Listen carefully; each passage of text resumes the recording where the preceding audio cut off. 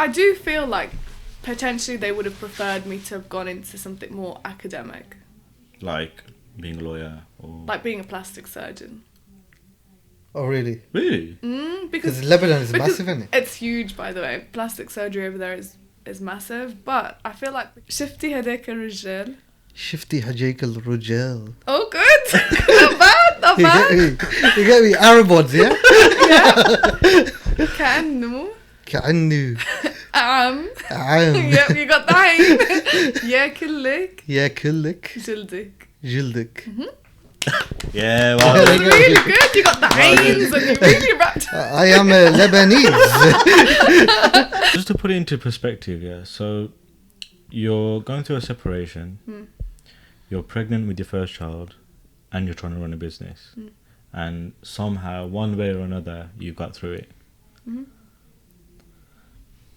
That's quite an achievement, to be honest.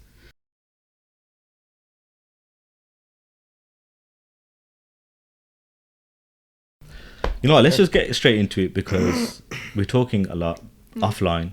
Yeah. And I think a lot of this content is going to be good for the podcast. Very much, yeah. What's going on, people? Welcome to the 4th episode of the Minted Minds podcast. Today we have Rima Tadmory. She owns and runs a company that specializes in wedding dresses. How are we today? Good. Yeah? Very good. Not nervous at all. Really good. You tested my parallel parking this morning. Well, you done it. Fair play to you. It was quite tight, to be fair. Yeah, it was, and you got a big car, so. Tight for me as well. But you do have sensors though, so it's kind just of at the back, not the front. My car's got no sensors and I've got tints, so it's like the worst.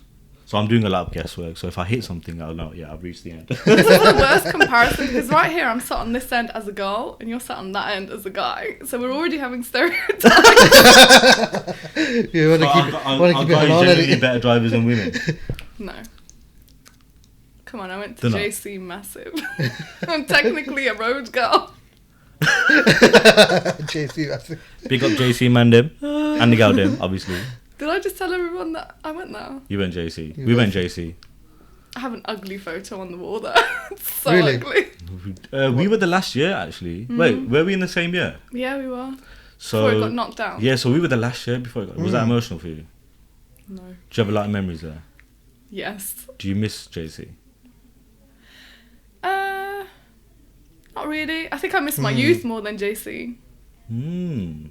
Well, from what I can remember from my photographic memory is you look pretty much the same. Do I? Yeah. I know I haven't. Like, I can gladly say I haven't. Yeah. But yeah, from what I can remember, we didn't really speak much. Obviously in JC, I think we spoke a little bit afterwards. I didn't talk to guys then. Ooh, prestige. No, she was in the hijab corner. I wasn't actually. You know, when I started, I wasn't wearing one. Oh really? Okay. No, that was part of like the move to. You know. The Arabs took me in. Oh really? Well, from JC? Yeah. Was it a big... Okay. Actually, there were quite a few Arabs there, wasn't there? Yeah, a lot. And obviously then it was like, oh, well, I'm not a white girl. I need to wear hijab. And you know when you're surrounded by people who are wearing it? Were you wearing hijab? That's right, yeah, 100%. No. Oh, you wasn't? First year I wasn't, no. That's why I stood out like a... You see, you know in Bosalith, you got all the Arabs in that kind of area. That's why you got majority of them going to JC. People didn't understand what I was. Like, the white and Muslim was a bit confusing. I thought you were white. There you go. No. So what are you? What's your mix heritage? If you got a mixed heritage. No, I'm just full Lebanese. Mm. Yeah, you don't get a lot of Lebanese down here, innit? No. I think majority of them in London. We don't migrate here. We're all in London. Yeah, they're in London, innit? Yeah. Have you been back to Lebanon? Lebanon. The last time I went was in 2017.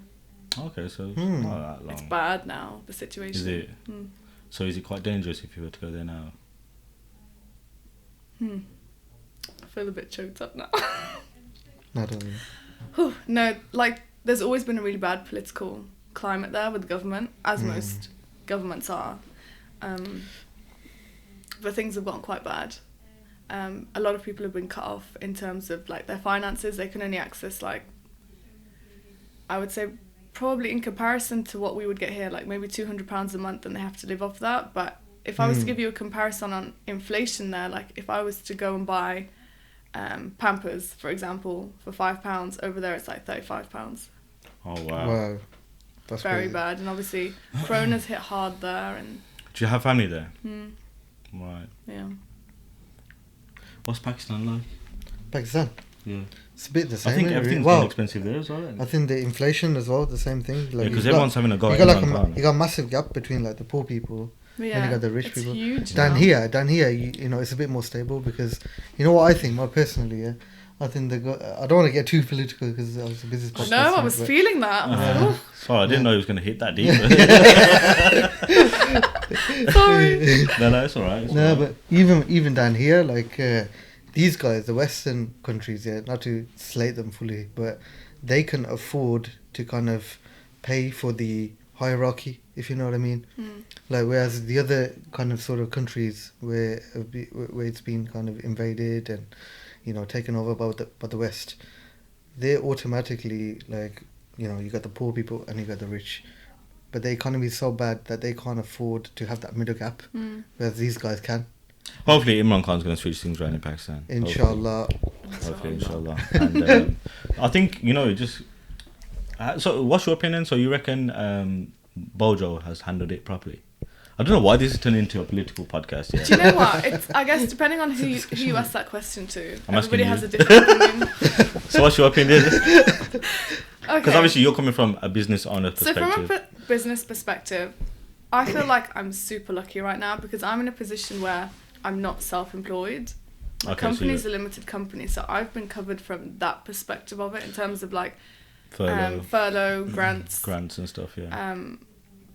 But that situation could have been very different Yeah. if that wasn't the case. Yeah, I definitely agree. I think if it wasn't for all these grants and stuff, I think a lot. Have you got any employees then? Or- At the moment, no. so It's is it just myself right okay. now. Okay, that's. Let's talk about your company then. So you deal in specializing in wedding dresses. Mm-hmm. How did that all start? Like, were you always into fashion? Was it something that you've always wanted to do? Mm-hmm. Yeah, so this is going to sound so cliche now, but do you know when No, people do it. say, oh, I have a passion for fashion? It was literally like that. fashion. Do you remember that? I don't remember that. I think I'm too young. It's like a song or something, isn't it? I'm too young for that. I don't know why I remember it. Yeah, why do you I remember don't know. it? I don't know. Yeah, what do you remember? Yeah, you I must don't keep know. that. Shall we going, go by into the that? way. These are going to get quiet, Dory. So my grandma used to make wedding dresses and just Okay. dresses in general. So I used to be Snow White. Wonder why? I wonder why. So she always used to make me these Disney princess dresses, and I used to just love watching her. That's not to say that I grew up as a princess. Let's just put it out there. But yeah, my direction was always very creative. I was always into the arts. I actually was chosen as a gifted and talented student as an artist. Really? Wow. So that's where you started, I is was, it? but Wow, you know that's what? mad. My parents never let me.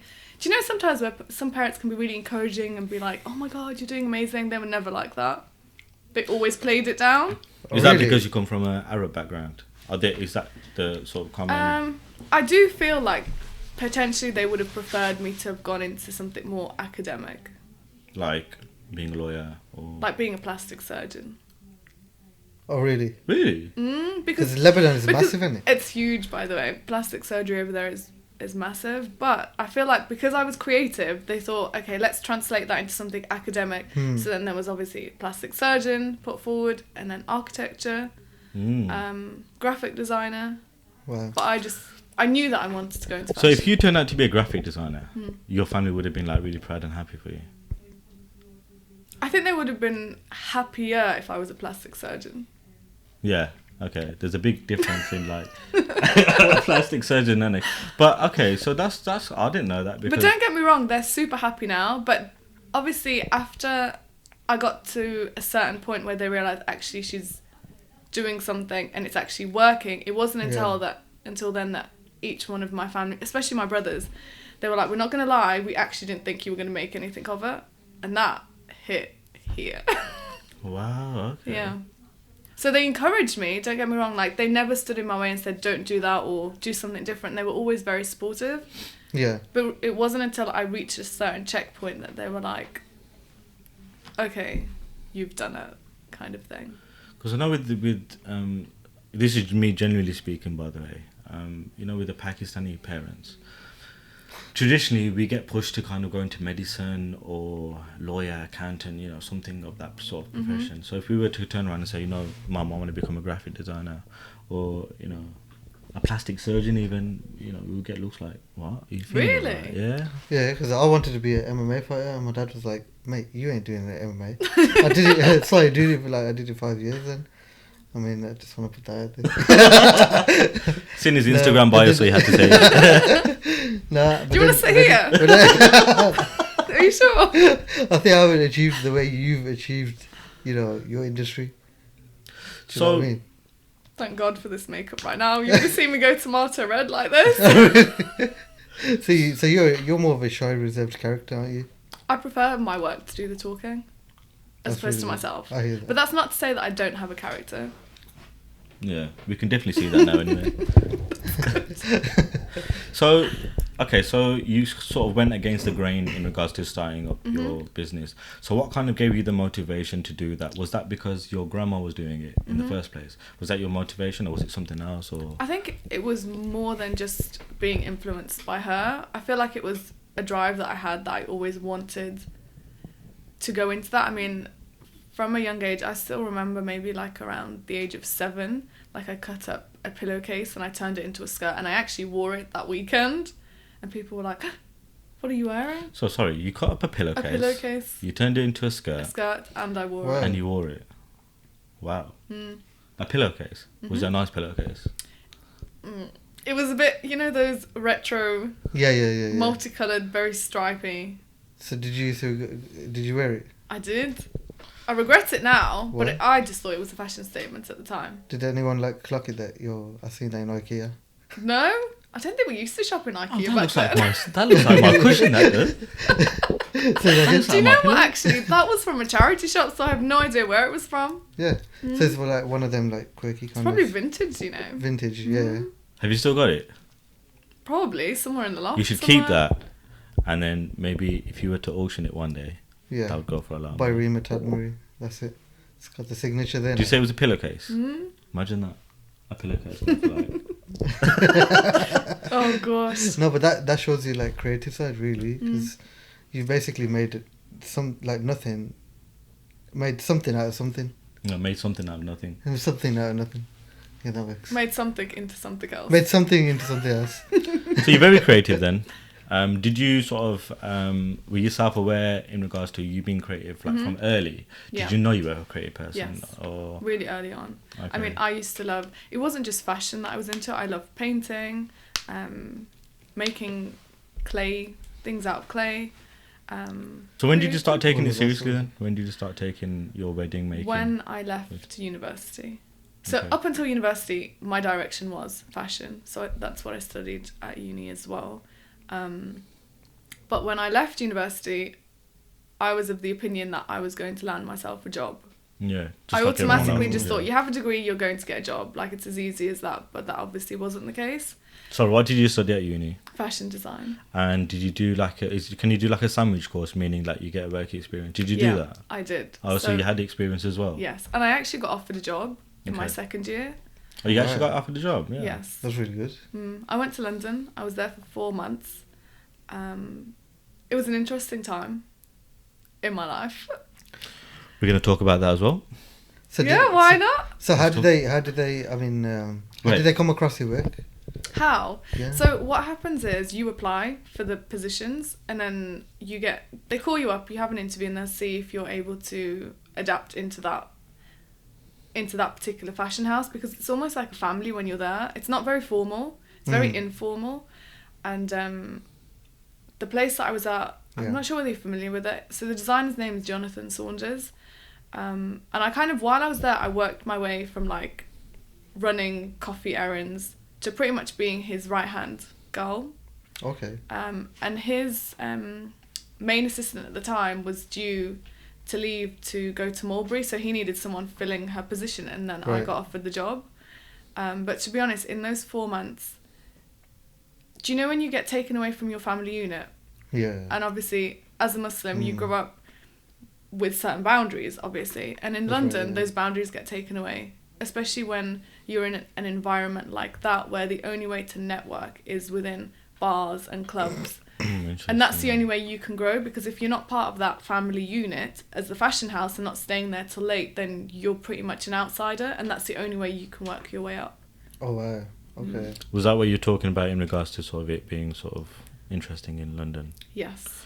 Which is part of the reason why I didn't take the job. Oh, okay, so did you feel as if it was like a pressure that you had to kind of give into these sort of... Social pressures. Yeah.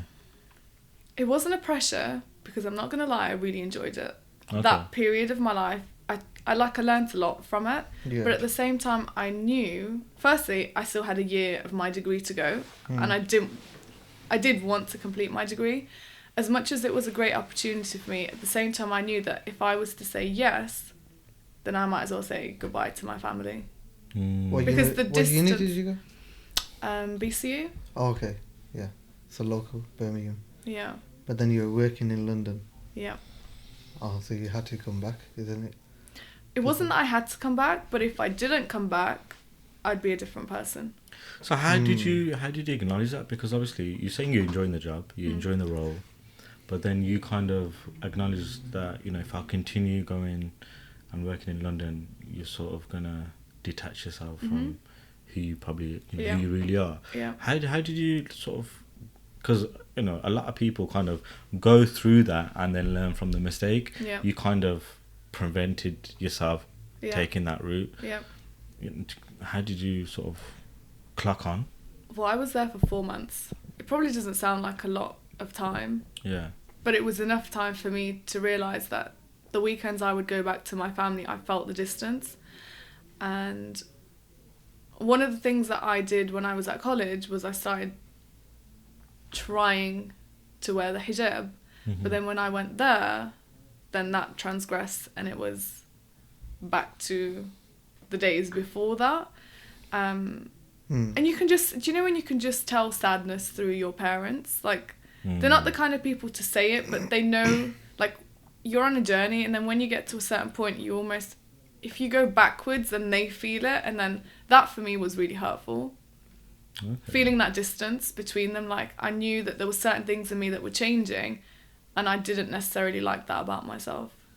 Oh, so they weren't direct about you, like, oh, why have you, transgressed? Oh, my mum made a few comments. Really, I yeah. still Because in an Asian household, you would have felt that differently. Was that about the hijab? Like, why are you Yes. taking it off? Yeah. Do you know what? I still remember one experience where we were walking towards the ball ring, and I wasn't wearing it at the time. And I'm going to try and translate this because she said it in Arabic, and she basically what she said was there was a guy looking at me. Say in Arabic first. Yeah, I want to hear it in Arabic. Say, I'm gonna try and see if I can even remember it in Arabic. Wait, do you not speak Arabic fluently? Yeah, fluently. so you But it's Lebanese Arabic, so it's Yeah. a bit. It's not formal. Oh, okay. just try your best. Okay. Okay, so she's like, do you want me to say it in Arabic and then translate Yeah, it? so say in Arabic and then... Okay. شفتي هذاك الرجال كأنه عم ياكل لك جلدك. So basically she goes, can you see that guy over there? I was gonna try and like copy it. You I'm wanna like, try? Go, right. Can I try it? I want to try it. Say it again. شفتي هذاك الرجال. Shifty Hajek al-Rujal. Oh, good. Not bad, not bad. You get me? Arab ones, yeah? كأنه كأنه عم. عام Yep, you got the عين. ياكل لك ياكلك جلدك. جلدك. Yeah, That well, was really good. You got the عينز and you really wrapped. I am Lebanese.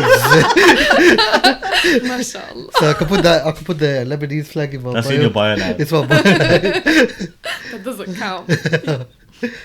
So basically that translates to, can you see that guy over there? I feel like he's literally, like he's eating your flesh. Oh, that's Oh, deep. that's deep. That's yo. deep, yo. And Yo. I probably haven't even said it in the exact way in Arabic. So is it like a big statement for your mom to make? Yeah. Like it's because quite it intense. was isn't it? almost like, because obviously I'm her daughter, so to have somebody looking at her daughter, it kind of like, Yeah, of course. Like I understand from a parent's perspective. yeah. But I didn't even see that guy. Do you know what I Yeah. mean? Yeah, exactly. Could have been a normal guy, just looked over by chance. Yeah, Your mum looked exactly. over by chance. Exactly. Why are you looking at my door? Exactly. So I still remember that actually. Sits in my head, and obviously, like now you can see I'm still struggling with it. Okay. But for me, I'd rather have something on my head than nothing at all, and that's my struggle. I see. No, it's interesting, Makes sense.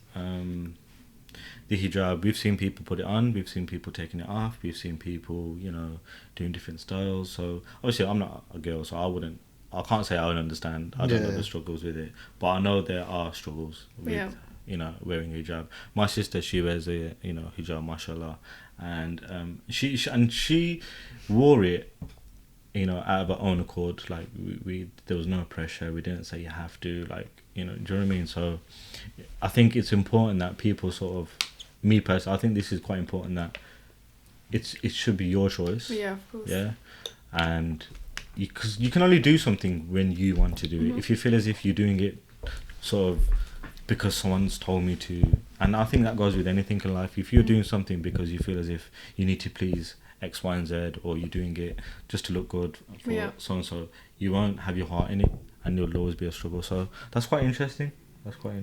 So is it something that you still struggle with then, or? Yeah, very much so. I mean, I'm not sure if you guys know much about Lebanese culture, but if I go back to Lebanon, they'll look at me and be like, whoa, you live in England, why do you look like that? In the sense that I do dress quite modestly in comparison to a lot of my family members there. Is it quite open? It's very liberal. So it got colonised by the French, and they obviously brought a lot of their culture there. And in terms of it being a Muslim, it's not really, I wouldn't class it a Muslim country because there's so many different sects. So I'd say it's pretty much split 50-50 between Christianity and Islam. But even in terms of Islam, there's Sunnis, a lot of Shias, a lot of Durzis. There's so many different sects that you can find there. No one's like the same. Like you could bump into someone that's completely different in belief and whatnot. Yeah, I mean, you could come across a female Muslim and assume she was Christian just because of the way she dressed. Oh, okay. Wow. Also, they don't wear the hijab down there, basically. They wear very little. Forget hijab. So if you were to walk in, let's just say a wedding, for example, and you wore the hijab, would you get looks? No, I wouldn't get weird looks, awkward looks, but I think it would. For them, it's more confusing because I've grown up here. Do you know, like, because I've grown up in England, they already assume that you're going to be a certain way, modern, but not. Their version of modern is different to what our So they're very version is. liberal in the way they dress. Very. But they think you're going to be modern in the way you probably think, or Every way, even in the way I dress. oh, so they think you'd even go more sort of liberal. Like, yeah, less clothes, basically. But you've gone the opposite, and you've Yeah. sort of went more modest. You wear the hijab, Yeah. and Do you know what I think some people forget is, when like your parents leave their country and then they come here, the country when they leave doesn't stop in that mindset. It's still developing. So what happens is, I don't know whether it's the same across the board within the Asian community, but for example, like I'll use my family unit. When my parents came here, they want to hold on to their culture and what they know, but what their culture is and what they know is of the time that they left. So as the years are going by, they're still holding on to however back it was that they moved here, whereas the country over there is still developing in terms of like a mindset, the way they think. So then obviously when they go back, they also have a culture shock because it's almost like, well, when they left the country, the mindset was completely different and they're still moving forward. So then us as a first generation, we're now confused because our parents are trying to hold on to the things that they left with. Well, we're trying to move forward, but there's... Am I making sense? Yeah. I've tried to keep up. I definitely understand. So I it's think like we can relate as well, innit? Like within Pakistan, for example, you go back home in Pakistan, and it's like, they expect you to be like in a certain way. Like for example, if I read my salah down there, and my cousins be like, "Yo, you gone religious," and then they look at my beard and they're like, "Oh, you've turned into like an imam," and I'm like, "Listen." The countries are definitely changed. The traditions are changing. Yeah, they're gone way more. My dad's still a bit old school in certain ways. Certain things he's adapted in the way things are done here, and I think you have to, I suppose. But I think it is probably common throughout a lot of cultures where. But that's interesting because I didn't know they were that liberal, where they'll probably look at you and think. Yeah, very. Right. So wedding dresses. Mm-hmm. So, you know, a wedding day for someone is probably one of the most important days for someone. Now, you have a responsibility now Mm-hmm. to make the... Is it just wedding dresses you do? You not do anything So when I else? first started, it actually wasn't wedding dresses. It was more like prom dresses, birthday dresses, just occasion dresses in general. I mean, when you say wedding dress, it's a pretty big thing No, for that's what I somebody mean, to yeah. trust it's you with. massive. And initially, I never thought that my business would completely go down the path of essentially being purely weddings. And then it did. And I ran with it. Oh, okay. So your initial idea was to kind of cater for sort of birthday parties, proms, things like that, you know, special occasions. But then ultimately now you just specialize in...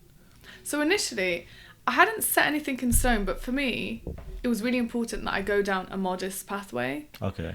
Because at the time there wasn't anyone catering for modest wear within the style of work that I do.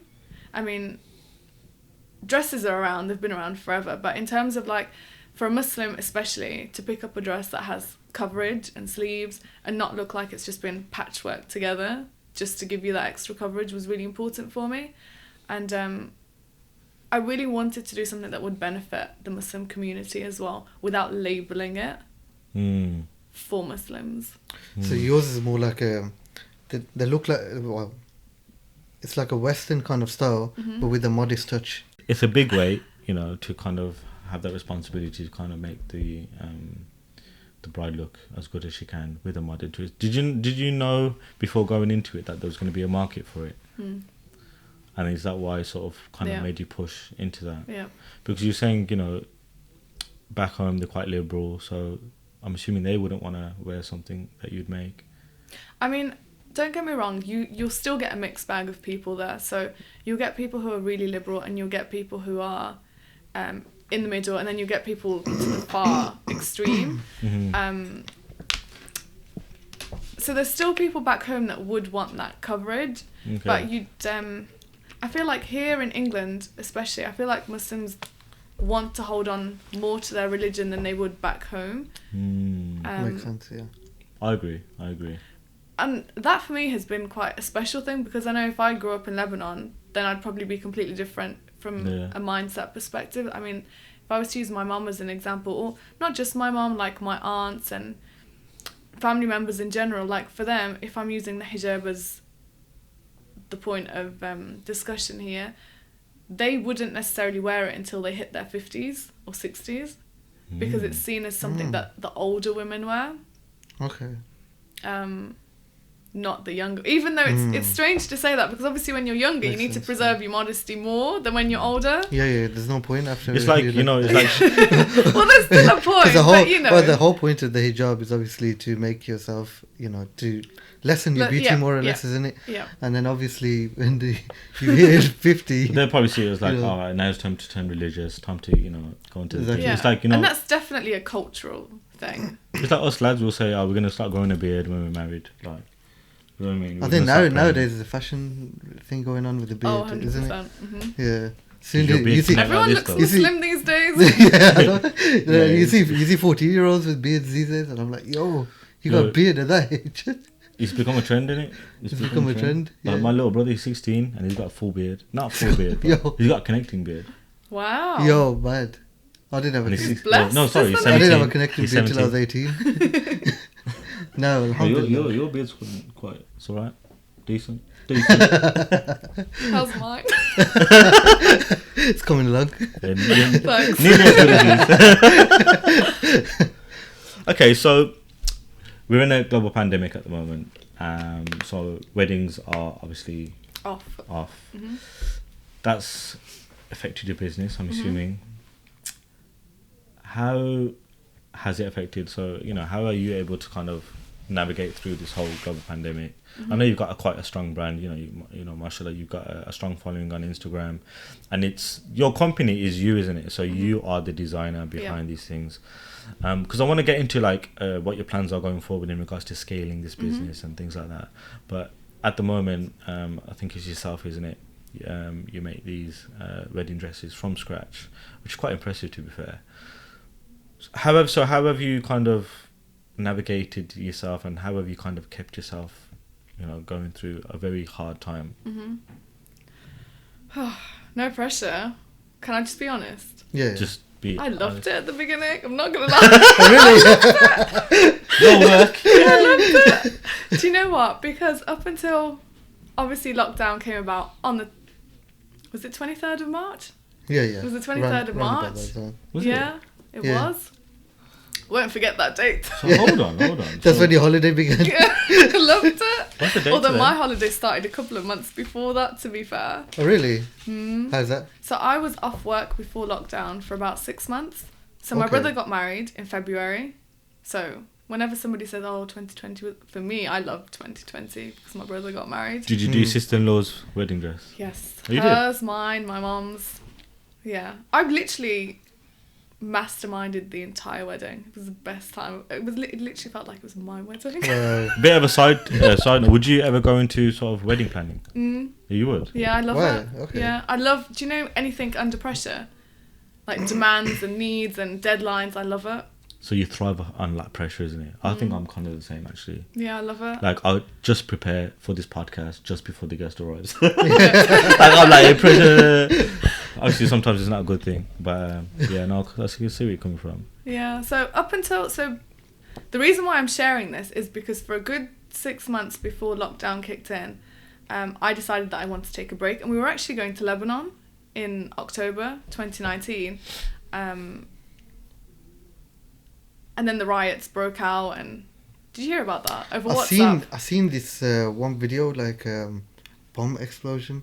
Oh yeah, so that came about a little bit after, but That was crazy, that was just mad. yeah, it was awful. But you can honestly, like, if you take WhatsApp away from the Lebanese nation, they're coming for you. That's what they did. The government wanted to charge them for WhatsApp. Huh? Serious? Yeah. And then so they rioted, and then it was a nightmare. So anyway, I didn't end up going there, but I was like, right, I've booked time off work. I need to go somewhere. So what month was this again? This was October 2019. Okay. Yeah. So 5 months before lockdown, or 6 months, something like that. Yeah, 5 months. around And I had, so at the time, my little boy was 1. And my parents were like, right, we're not going anywhere. You know what it's like when you have a business and you have time off, you just want to go somewhere. Yeah. You really want to make the most of that time that you do. Exactly. So I decided I'd book a flight the next day to Australia Wow. with my 1-year-old, just the two of us. Okay, that's Wow. bold and brave. Yes. And that's literally on the Yeah. other side of the world. Yeah, So, I've never been there before. yeah, I've never been. So It's like a did you- 24-hour flight, isn't it? Yeah. Yeah, I couldn't have handled that, man. So did Transit in Dubai and then carried on to okay. Australia. But I have family there. Oh, okay. We're international, by the way. That makes more sense because I was thinking, why Australia? Like out of all places. Yeah. Oh, let's go Australia. Yeah. But okay, so you got family there as well. We have family members in pretty much every continent. How long did it take you to get there? To Australia? Okay, so I was supposed to get there in under 24 hours, but the flight was delayed from Birmingham to Dubai Oh my by God. 4 hours, so I missed the connecting flight. So I was in Dubai for 12 hours, tired with a 1-year-old, Oh my waiting to connect. So yeah, that happened. And when I came back, I was obviously working on the dresses for the wedding. And all my family members came from abroad. So I was like, I had about a 6-month holiday. Like, I was loving life right then. And then lockdown came, and I was like, oh. Because that's when I was supposed to step up, and I've been off work for so long that now I just need to get on with it. And obviously that got taken away. And at the time, I didn't think much of it because Ramadan was pretty much around the corner. And that for me was the best Ramadan. Like, I can't, like, when has anyone ever told us to stay at home, fast and pray and do whatever? 100%, Like, you know? Because I feel the same. I mean, So your what about lockdown you? has been quite positive. The from what I'm beginning hearing. of it. Okay. Did you like your Beginning Ramadan? of it, yes. The first Ramadan we closed, and I closed my shop. But looking back, I think that was probably the wrong thing to do. Not the wrong thing to do, but if I was to have stayed open, we would have smashed it because. I remember, If you think about I it- was telling you, I was like, Yeah. yo, listen, keep your shop open. Like no, but I think I needed that time anyway. Sure with you. You're missing your sugar fix. Yeah. But I think I was like, I just Yeah. wanted a little break. 1, 2, I need to do a bit of fixing up. I need to fix a few things in the kitchen and whatnot. So I thought I'd use this time to kind of do that and take my time with it. But then I'm looking at all these other dessert places and they're completely smashing it with all these deliveries. And I'm thinking, I didn't think. I just thought, my plan is my plan. I'm gonna stick with it. But yeah.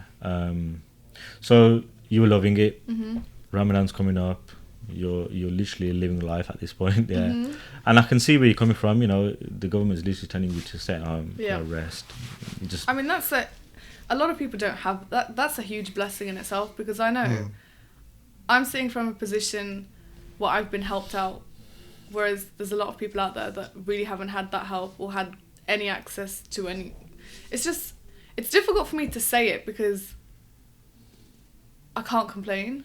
Yeah. I know what you're saying. I know what you're trying to say. But you got to think about it. Like, so we've got, we've had like the furlough scheme, for example. So a lot of people being on furloughed.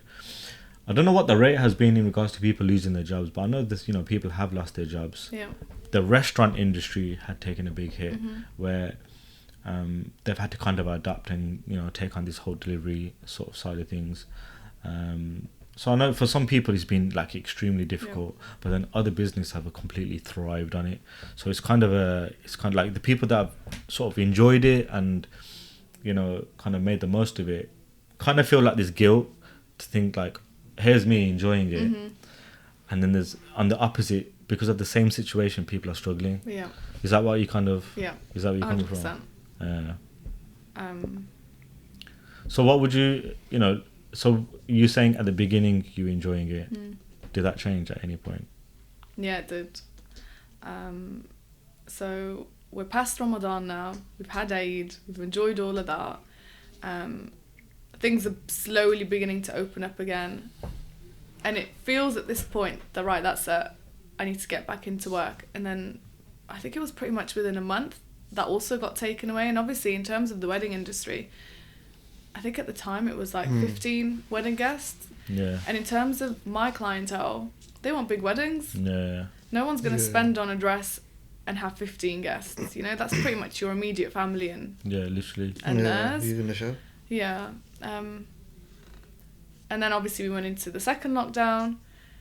That one was okay. I survived because the gym was open. But this one. Okay, this one is got. I think this one's hit a lot of people. This one's been This worse one's even hit a for lot me. of people. I think because the gyms have been closed as well. Yeah. I mean, it was my year to shine in the gym, people, but I blame the gyms being closed. I know, where's Hot Girl Summer right now?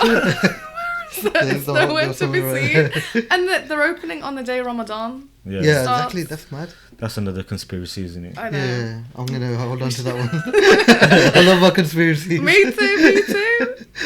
So, you do take pre-booking. So, I sometimes see on your Instagram that you're pre-booked or, you're fully booked for like a year. Yeah. So, in 2019, were you already fully booked for 2020? No. Okay, so you wasn't? No. Okay. Did you have any bookings into Yes. it? What happened to those bookings? Did they book So they, till now, are still getting shifted to the point where last week I got an email because there was a wedding that was supposed to be taking place on the 10th of April, and obviously restrictions begin to ease on the 12th. So that wedding has now been shifted to the end of this year. I think it's just either people have cancelled altogether. Yeah. Or they keep having to postpone. I think people are reluctant to cancel because of the venues. They take a deposit, and if they cancel, I'm assuming that they lose it. Which is kind of shit, isn't it? Yeah. Yeah, it's kind of a checkmate situation for them. Really, it's hard to kind of get around because you got. But then some people are liking the whole fact that getting married in the whole pandemic lockdown situation because they're saving so much money. They're having a few immediate family around at their house. Like, I went to a friend's wedding. I won't mention any names, but I went to a friend's wedding. Was it an illegal one? No, it was, I think it was at the time where they could have like 15 people. Okay. Well, don't worry, bro, I got you back. Very special, 15. Yeah, so he's one of my really good mates. So we went down, and it was nice because the people that were there were genuinely happy for him and her. And it was, close family and friends, and what more do you want? Do you know what I mean? And there was no sort of, you know what weddings can be like. you know, there's a lot Food's of cold and Yeah. look at her and look at this and exactly. what are they Yeah. wearing and So I was sitting there thinking, yo, this is actually really nice. Like, I'd prefer something like this for myself rather than having something big and extravagant just to please everyone else. Yeah. Again, it's all down to personal preference, but I've spoken to a lot of people and they say, look, I'd rather get married now and have that on top of saving so much more money Yeah. and using that for, you know, a house and whatever it is that you want to Yeah. spend it on. So yeah, that's sort of the sort of things that I've heard from people. You got married recently? Well, not recently. When did you get married? 2015, but There's a but. there's a but. I actually had a divorce in lockdown. Oh, okay. I didn't know that. Yeah. I didn't know that. Do you want to keep this in? Or? I don't mind. No, it's up to you. It's fine. Oh, actually, I didn't know that. Because you have a child, Yeah. so one child. Zane, who's turning 3 in 2 weeks. Mashallah. Is that one of the reasons why you're finding this lockdown difficult? Not really, because we were separated when Zane was born. So it's been a long time now. And the divorce came through a few days after Eid. It was in May sometime. But obviously, like, the last couple of years have been difficult from many different perspectives, whether it's that, whether it's being pregnant, having Zane. I had Zane 2 months early, so he was prem. He was the size of my hand. Were you separated Oh, really? before the actual birth? Yeah.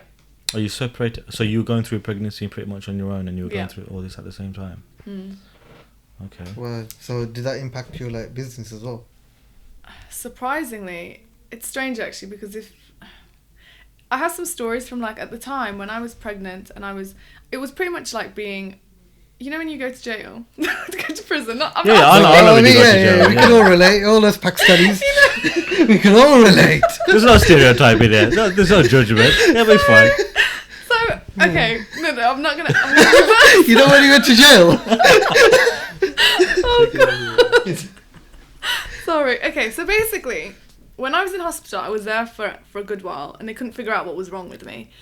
But I was pretty much on bail. Like, I had to check myself back in and out, but I had deadlines, and I remember I had a client coming in from New York, and she was Wow. coming in for a week to pick up her dress, and I needed to do her final fittings, and I was like, I need to get out of here. Somebody needs to... And on my hospital notes, the doctor's actually written, being discharged to go see client, to complete dress, to hand over, but returning back to hospital. They had to put a disclaimer on it because I shouldn't have left. Wow. And in that time, I had 3 deadlines, because up until that point, like, I knew Zane was going to come in May of 2018, but he actually was born in March of 2018. So I'd already given myself up until April, I'll get all the deadlines out of the way, I'll have him in May, and obviously that didn't happen. Oh, so it's kind of shortened the time. Yeah. You can't cancel weddings or postpone them. They are happening, whether you like it or not. And for 100%. me, I hate failing anyone. So I still don't know how I did it, but I did it, and I completed those deadlines and left. And then I was back in again, had an emergency C-section, and we were both... I was in intensive care for 2 days, and he was on the neonatal intensive care unit for 2 months. It was a tough Damn, time. that's very tough. Intensive care. Hmm. How was that for you? Thinking back at it now, it doesn't feel... Do you know when you're going through something, it's almost like an out-of-body experience? Like, you Yeah. see things happening, but you just kind of go... The only way I can describe it is you go with the flow. How did you sort of handle this situation then? Like, you know, Deep you're one. sitting here like so calm and, you know, With a smile on your face. yeah. It's very emotional, by the way. But my personality is just to keep going. I just keep going. And Did you have a lot of support from your family? Yeah, a lot. And to be honest, up until that point, I've never been somebody who's had to go to hospital or anything. So for me, like, seeing the NHS and how they work, and it's given me... Do you know sometimes when you hear on the news, oh, the NHS this, or they're bad, or whatever, and Yeah. when you actually see how they work in there, and the fact that they're there for so long, especially the nurses and stuff, very supportive, but it was tough. But even after we came out, I was still going to work with him. So just to put it into perspective, yeah. So you're going through a separation. You're pregnant with your first child, and you're trying to run a business. And somehow, one way or another, you got through it. That's quite an achievement, to be honest. Because a lot of women, they would have broken down and they would have given up on their business. And I did break down this year. No, but like in terms of like giving up on the business. So I think, coronavirus, I think that would have been this good is what for hit you, me. isn't it? The time, is initially, it because you had time to think about it? It wasn't that I had time to think about it, but this is where it goes back to why I was so happy about having that lockdown break, because for me, I've constantly been on the go with everything, like every part of the last couple of years. I just take each day as it comes and I keep going. And I'm of the opinion of whatever's going to happen is going to happen. You can't change that, so you just keep going. And I'd worked so hard setting up my business that I knew that was like the one thing that I needed to keep going, not just for me, but now for my son as well. And now that we've had this break, the initial part was great. I loved it. I got to spend time with him, and I just got to take a step back from the constant rushing around. But come this year, in this lockdown, this is when it hit me. It was horrible. And it wasn't that I was thinking about stuff. It almost just comes from nowhere. Anxiety, panic attacks. And I'd also moved out from my parents' house as well towards the end of last year. And I just, when you just need that space for personal growth to raise him the way I want to raise him. And when you're on your own and you're isolated, things start coming out from the woodworks, basically. And it just catches up. because I think, during this whole lockdown situation, a lot of people have gone through, mental stress, mental breakdowns, panic attacks, anxiety, stuff like that. I mean, I was just reading the other day, it's quite a depressing story, but I was reading there's an online article, and it said that this one guy, what he did, the lockdown got to him so much that he actually stabbed his wife, killed her, stabbed his daughter, killed her. You can't blame that on lockdown, man. You can't go around stabbing people. No. Yeah, of course you can't. Of course, no, 100%. He's definitely got some mental health. And then what he did? He went out and he got he got some oil or whatever, doused himself in oil, and then he set himself alight and he killed himself. Yeah, he was going through something else. Yeah, no, but they were saying on the article that basically when he was going to counselling as well, he was going counselling before that, and they were saying it was all down to basically he's going through some lockdown stress. That's what they were playing it down as. So a lot of people, they actually are going through some kind of deep stuff. Because certain people, it's tough. Yeah. Even before lockdown, think about how big the community is of people that are facing mental health issues.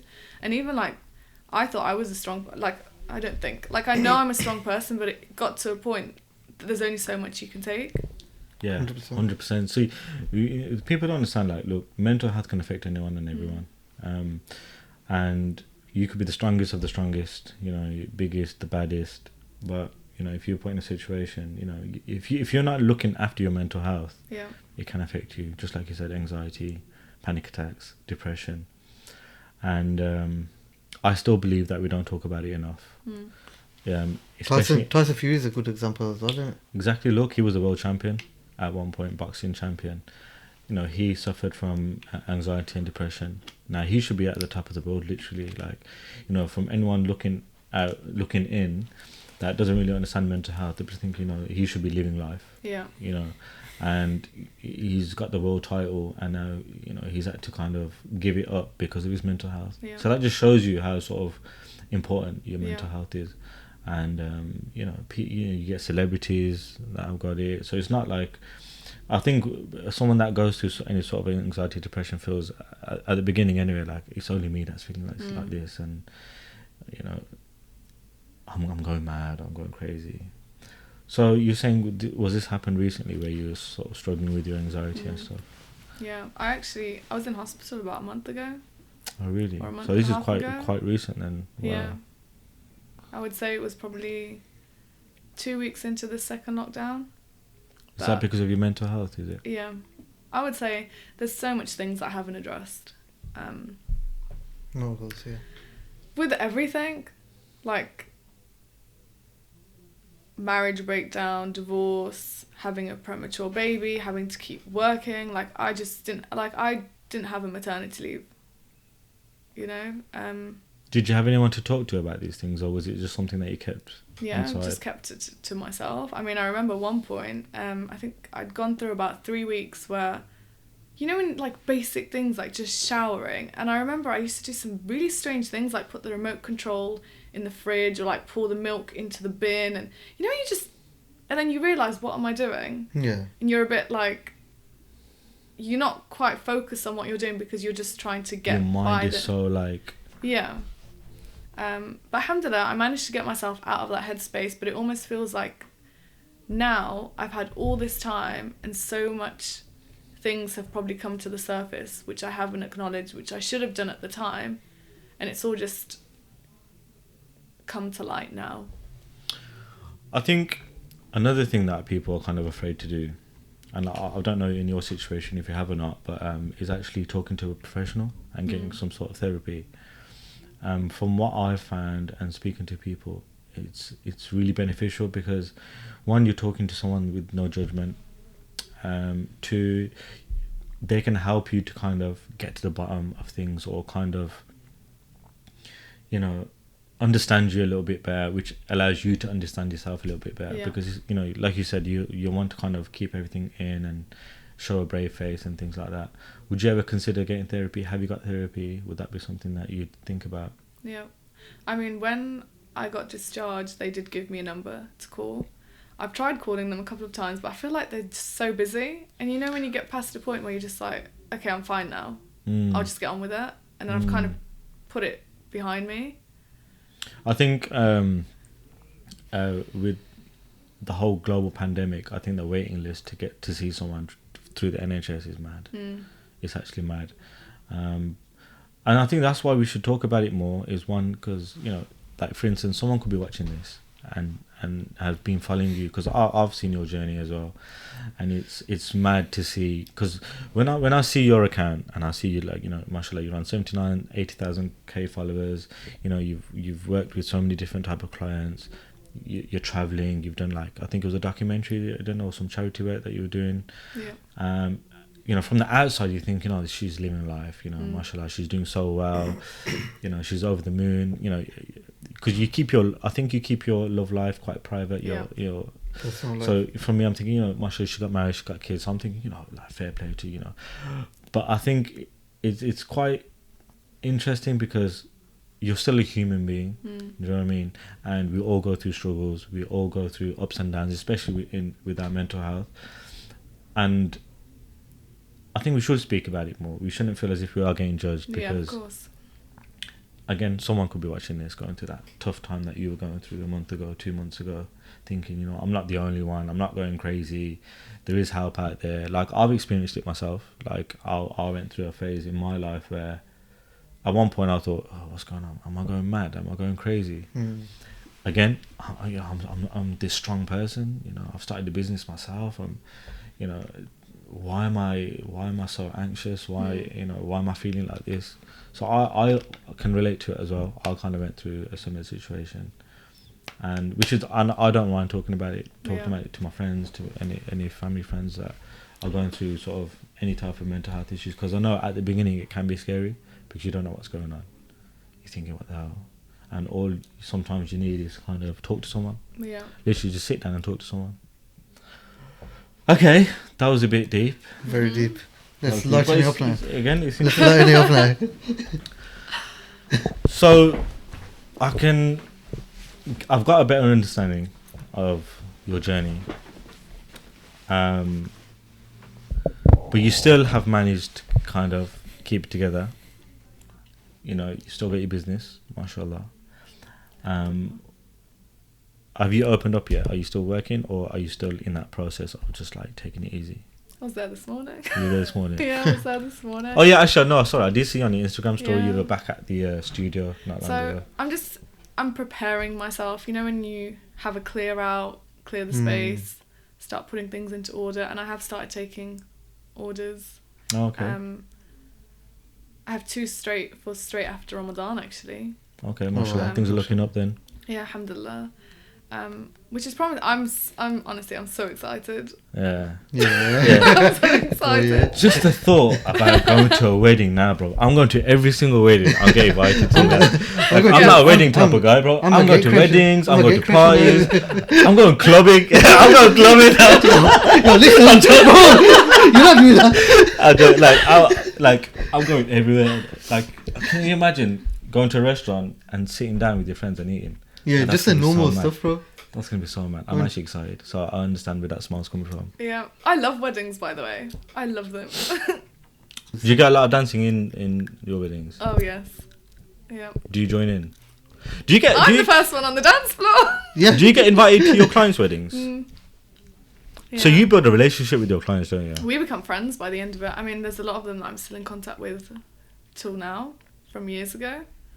For me, it's such a personal and intimate time in their lives that it's not just a service. You pretty much become a part of one of the biggest things that they're going through as well. It's honestly, for me, it's so special, and I can't help myself. I just tend to find myself in situations where I just want to befriend everyone. Where's Rima? Oh, she's just on the dance floor again. Again. She's just skanking it out. She's just there with the DJ. Raising a glass. And the lighter in the air. Hello, All of everyone, that. please, though, okay? Let's just make that clear. So, what would you say your biggest break is in business? Biggest break? Because I've done a little bit of research. And I've come across You're going to help me out now? one of your clients. Okay. I don't know how true this is, or probably changed, or you probably worked with other people since then. But I think it was a pretty just broad article on yourself, and it was when you worked with another sort of YouTuber, Dina Tokyo. So you worked with Dina Tokyo. Yes. Did you know her before you started working with her? Yes. Okay, so this was kind of one of your friends, or? Yeah.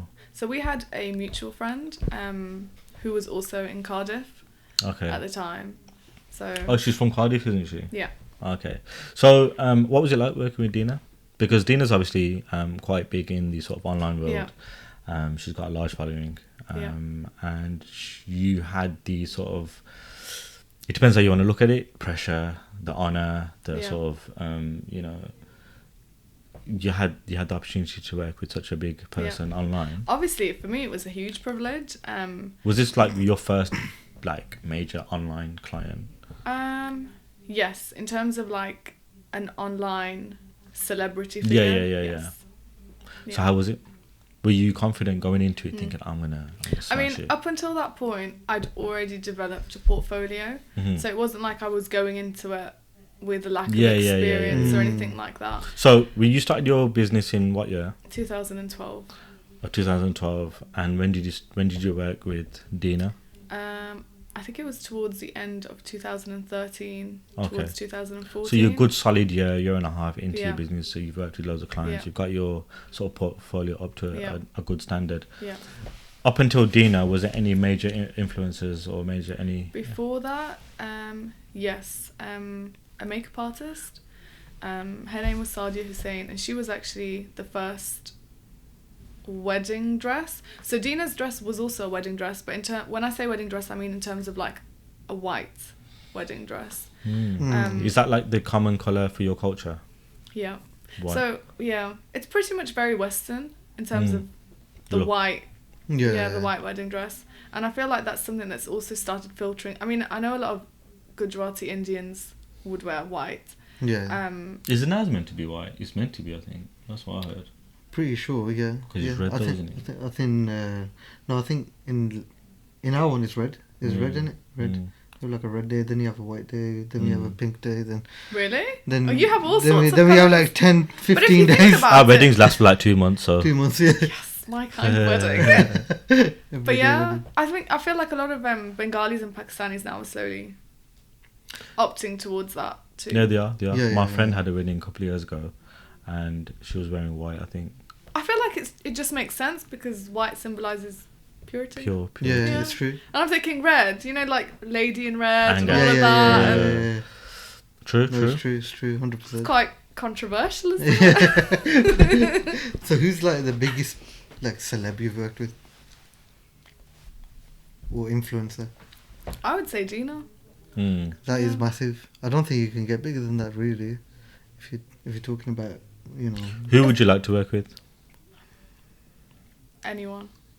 Okay, that's a Anyone. nice answer. Also, you don't really have like a specific like. No. Yeah.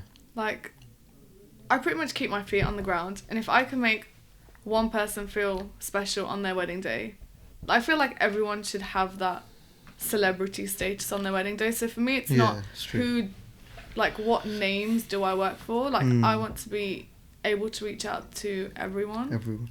Yeah. You want to be able to be approached by everyone as well, isn't Yeah. it? You don't want to be able to, I only work with the elite Yeah. and No, I no, only no. work with like celebrities and Although, I am Rima Tadmory. no, and See, don't say see, that. you know what? You know the thing is, yeah, you know, because this is the first time I've met you. I've never really spoke to you, and you're really easy to get along with. Really easy to get along That's with, good. like, because you know what? You know, you expect like, you know, you don't expect, The but designer you just stereotype. think. No, you just think that, you know, Snob. influences, Straight to it, you know, influences. snob, stuck They're like up. normally like a certain kind of way. Yeah. Because I have generally come across certain influencers, not they don't have you know, that many followers as much as you, and they're still like a kind of, you know, they got a cockiness about them. They like to think there's something. So obviously, No, seeing I agree. that- I think you're very easy to talk You know, to. you're very, easy to get very on. easy. And I That's think that really comes kind. through to your business. I Yeah. can see Yeah. why and how your clients would feel comfortable. So that's why I understand that answer that you gave as well, because it kind of matches your kind of sort of personality. Do you know what I mean? I feel so happy right now. Warm, fuzzy. Do you know, No, it's so serious. weird that you've said that though, because Hmm. initially when clients do come to meet me, I mean, before this year, I wasn't really someone who would put so much of my life out there through my stories, and I'd say I've always been quite private, and I feel like Yeah. a lot of people have this stereotype of designers being a certain way, and then draws in the whole snobbiness, or, you know, all those elements which you would relate to a designer. And at the end of consultations, the amount of clients that have said to me, oh, actually, we didn't think you were going to be like this. And I'm like what? They're like, friendly. Like, what does that even supposed to mean? But it's nice because it just means that they then feel comfortable. And it's almost like, it's nice to be relatable to people, especially when you're offering a service. I'm not saying be a chameleon, but to be sociable, you do have to put yourself in a position where the other person can relate to you and you feel familiar to them. And I do feel like I can do that depending on the settings that I'm in. Because obviously your brand is you essentially. So, you know, I think that's why a lot of people will build a personal brand, is because to build that trust, that loyalty, to get to know you, you know, your audience Yep. properly. They'll get to know you properly. So, because I know you started YouTube for a bit, you made a few YouTube videos, and you stopped. Was there any reason why you stopped, or was it I just don't feel confident enough to do it. I prefer my work to do the talking on my behalf. Even though you'll probably gather I do like talking a lot. But it's again, like you said, like not a lot of people know who Rima Tadmory is. As in, obviously your friends, family will know who you are. Nice, bubbly, you know, very easy to talk to. But your work is your work, so people are gonna get this perception, aren't they? Yeah. Designer Rima Tadmory, work. Obviously, you post Insta stories and whatnot, so we kind of get an idea. And that's been very recent, to be honest, where people do see a different dynamic and more of like potentially more of a familiar one where people can essentially relate to you a bit more. No, I think it's good, because I think keep doing it, because I think like this is what I'm trying to do as well, even like build a personal brand for my web design business. And that's what personal branding is, isn't it? But you put yourself out there, people kind of understand who you are, what you're about, and essentially what they'll end up doing is looking into you as an individual, what service you're offering as a business, you know. So I think that would be very beneficial if you continue to do things like this, you know, putting yourself out there. Again, I appreciate your time for today. You know, Thank you. You've First time we've got Rima Tadmory on. First time. Can we please have the didn't? Exclusive. I think you're gonna get a lot more like Can I? podcasts going on. Oh. No, podcasts going on. Well, it after this, depends. isn't It depends who asks me. So you're gonna try and get yourself more out there now. I think you'll be Let's surprised. see how this goes. I think you'll actually be Really? surprised Yeah. how. Okay, look, you've obviously taken to Instagram. You were active on Facebook for a while. Mhm. Are you not active as much? You're not as much. You still use it. No. Oh, so you don't really.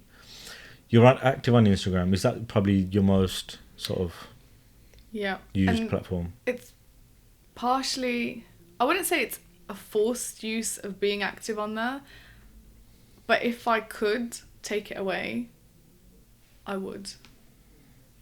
For me, social media is purely there. It's obviously fantastic for the growth of my business and getting my designs out there to the public. But you know, sometimes I feel like if I could reverse that and take that away and have my business grow from another perspective, Okay. because it's draining. So It you is.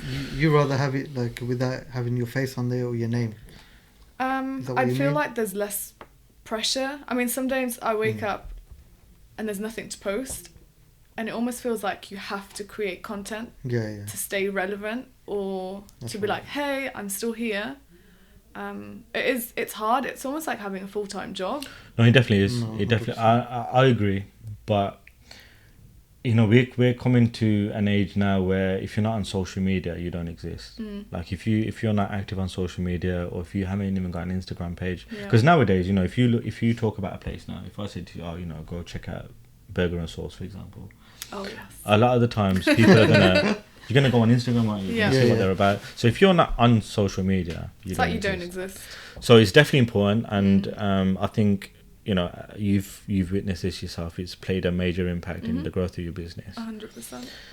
But it can also be draining as well. So you know, I can understand as well. It's like with Sweet Dreams, I haven't been as near as active on social media regarding my business page than I should be, and I want to be. But it takes time. You know, you gotta plan photo shoots, and especially if you're a one-man band, it's very time consuming. But it's still important. Do you know what I mean? So it's about finding that balance, or whether you can afford to get like an intern or someone else in part-time to kind of like, even this, you know, recording this podcast is taking a big chunk out of my day, but I know there's going to be a lot of value into it ultimately. Yeah. So is your plan to kind of continue doing your I was going to talk about scalability quickly, because Rima Tadmory is your company, that's your brand, you're a designer. Have you got any plans to kind of scale it? What's the next thing for Rima Tadmory? Yeah, it's definitely something I've thought about, and it almost feels like I've reached, you know, when you reach a glass ceiling and you know you need to push through to get to that next stage. And I've really been thinking about this the last couple of years, where I do need to start taking on, I mean, before lockdown I'd reached a point where I was turning away orders. Now when you're doing too many orders. Yeah, and when you're doing that, obviously it's a bad thing to turn away, and it's an opportunity actually to scale up and take on a bigger workforce to be able to deal with those orders that are coming in.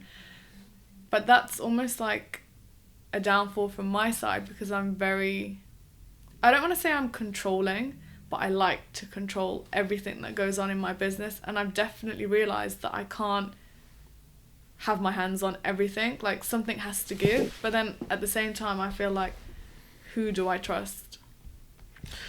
See, you know what? You could take this business in multiple directions. You could go into the events route. You could open up your own academy and start teaching and training people. Have you ever thought about these sort of things? Yeah, I mean, I get endless messages of people asking me to do courses, sewing courses. Sometimes I feel like my fears block me from progressing or doing anything. I almost feel like I've reached this comfort zone, and add in the fact that I'm not able to be selfish anymore, because it's me and my little one. So it's almost like anything, and you know what it's like when you're starting into something new or venturing out into something, it's almost like your social life gets cut off. Obviously now we don't have one anyway, but I know that there's certain things that I'm going to have to not necessarily jeopardize, but there's certain things which will have to take a back seat. And I think the person that will get hit with that would be Zayn.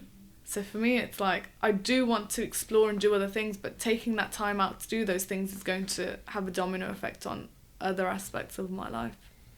I think, with the whole controlling every aspect of the business, I think a lot of people will be able to relate to that, because us as business owners, we want to make sure everything's perfect, from talking to the client, from making the product and down to the very end of giving it to the client. We want to make sure we're there, everything's perfect. And it's kind of like this micromanaging every aspect of the business, from because then you still got the finances, and then you got the social media. So you're literally HR, finance, you're all these departments. Because if you're in control of those things, you know that nothing can go wrong, slip through. Yeah, exactly. And if it does go wrong, it's on you. You got no one else to blame. But I think it's important, and this is one of the things that I've learned, is to delegate. And you got to understand that these guys that you take on, it's never going to be 100% your vision, as much as you want it to be, but you can only sort of give them direction, training. But in order for you to go, because I was going crazy at one point. I think it was the first year I was pretty much there every single day, and that was purely down to because, one, I wanted to make sure I knew what I was doing, customers are happy, things like that, and secondly, I didn't trust anyone else. I didn't trust anyone else to do anything. I used to have staff there in my shop, and I still used to do their work for them because I still didn't trust them fully. And I remember the first time I left the shop, like, on its own, and mate, I was shitting myself. Like, I was there, I was just checking the CCTV every 2 minutes. But then what I learned is you have to trust them. Yeah. And I think if you tried those things, you definitely, because you've built such a massive brand, mashallah, you've got a big platform. And, I can only imagine the amount of opportunities that you've got, but down to you being there and doing everything, it's only so much you can take on, turning away clients and things like, people are fighting for clients on one end and you're there turning down clients. So it's a good problem to have. I'm not, I'm not complaining. There's nothing to complain about. It's definitely a good problem. But again, it's one of those growing pains, isn't it? Yeah. And I think it'll be interesting to see where you are in maybe the next 5 years. Do you have any others? Let's just say if you weren't doing wedding dresses, and you, what would you see yourself doing?